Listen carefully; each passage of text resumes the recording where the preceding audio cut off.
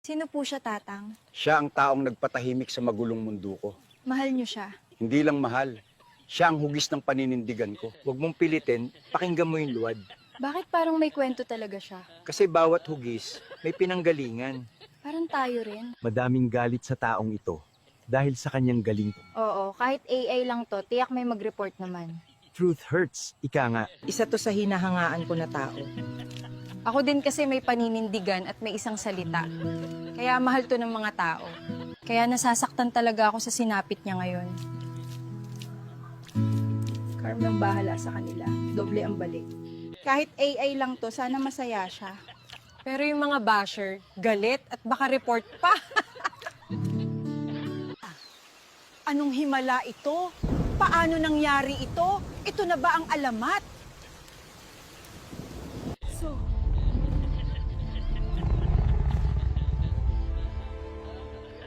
Ikaw ba? Ang rebultong ito, gawa sa Coca-Cola.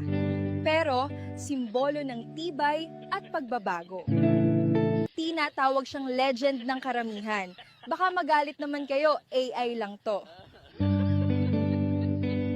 Pwede ba sa akin na lang to? Basta ingatan mo to. Sa mga basher, iyak naman.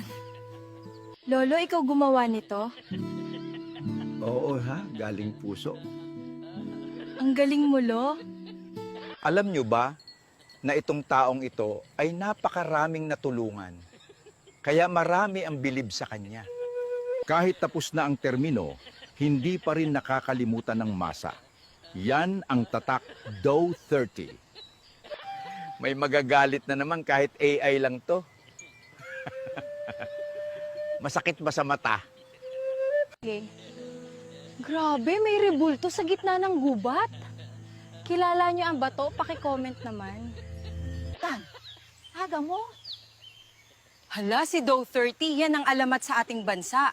Ganun ba? AI lang naman to. Sa gitna ng unos at dilim, nandyan ka, aming tanglaw.